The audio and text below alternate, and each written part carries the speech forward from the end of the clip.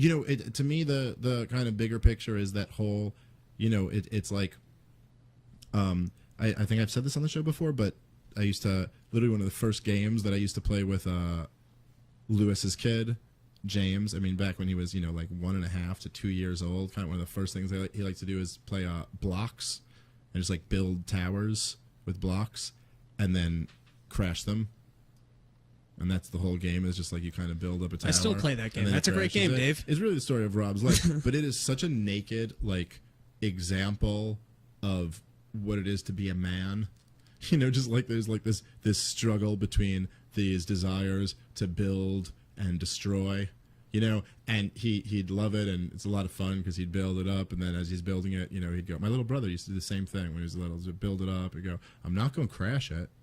I'm not going to crash it, with a big smile on his face, then get closer to it and closer to it, and then crash it over. And anyway, so mankind, this whole thing, it's like, if you look at, like, to me, it's like even into, like, if you look at, like the 1600s and the 1700s, the 1800s, it's like we're kind of like building these, like, civilizations and building what we know as now, like the say, like, maybe like the foundational level for what we know now is like Western civilization and all that we're born into, like the very foundation of it, and we're building all of this. And then to me, I really do, and maybe I do have a somewhat over romanticized view of this time, as Richard Spencer accused me of, but I don't think I don't discount that there were centuries and centuries of knowledge that this was built on, but you have this really amazing thing that happens in the 19th century in the West. And I think this kind of separates us from every other civilization that's ever existed, at least that we know about, okay? And it's all what happens here in the 19th century, which is two basic things, and they're kind of the biggest things in human history. And one would be, of course, the Industrial Revolution, and the other would be the abolition of slavery, which is like really, I mean, if you were like, from what we know of recorded human history, if you were just watching the whole thing, like through, like, you had some God's eye view and you were just watching the whole thing through like a God telescope watching down on mankind, and you were watching all of their thing, you're watching like the 6,000 years of civilization, that's where you'd be like, whoa, they just did some shit. They just that is a giant step toward freedom.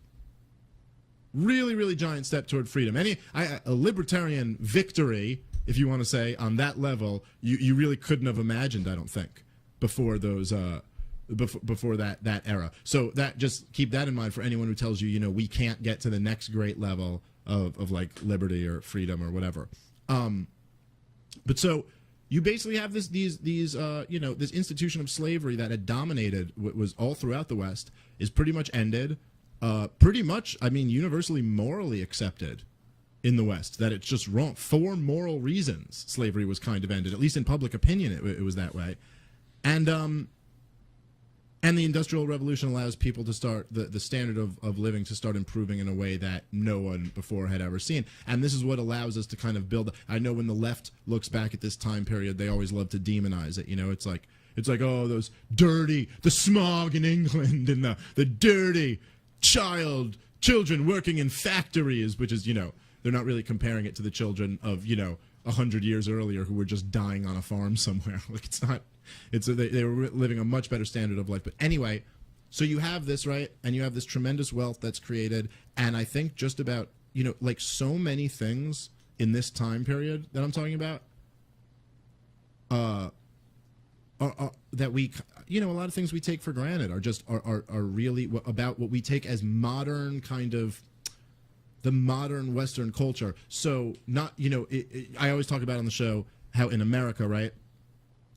In the second half of this century, right? So this is why I say the 1800s, they transformed. So like if you come in 1800 in America, right? In the year 1800, the slave trade is still going on. Forget slavery, right? We haven't even ended the slave trade yet from Africa, okay? And the entire country is like in a completely pre-industrialized state. And then by the year 1900, right? So in the next 100-year span, we're in this completely different world. And I talked about how on the show a lot, but how from so if you look at from the second part of this century into the 20th century, so if you look at from the end of the Civil War, right, until the beginning of World War I, it is amazing if you look at some of the things that us libertarians had. And I'm not saying we had everything perfect, but there is a really large experiment in free markets in America at this point. I mean, just comparatively, like we have. I've gone through this a lot on the show, but no income tax, right? There's no central bank. We're on a hard currency.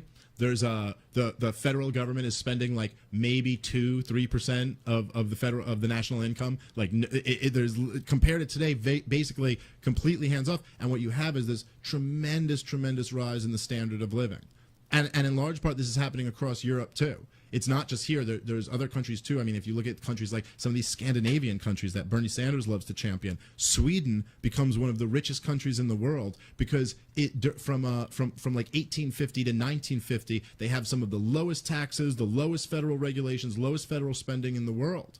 And they go up to being one of the richest 5 countries in the world in this period of time. And all these countries are developing all this. It's not a coincidence, right? That while this is happening, what's going on, Robbie? Like else in this time that you know of, right? Okay, so like Darwin, right? When's Darwin writing his stuff? In like the 1860s, 1890s. So basically everything we know of as modern biology is being formed at this time.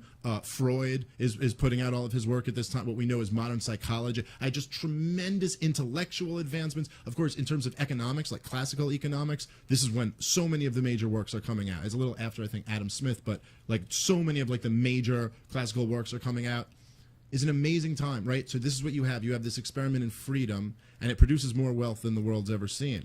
And then you have this fucking flip side, and this is what we're caught in today, right? Which is that as the freedom started building, and much of this was built on restraining the state. Don't fucking get anything about that. All that shit I'm talking about, the Industrial Revolution, it was all because there were these classical liberals who went, wait. We got to get away from this fucking state mercantilism, capitalism. I got to get a license from you.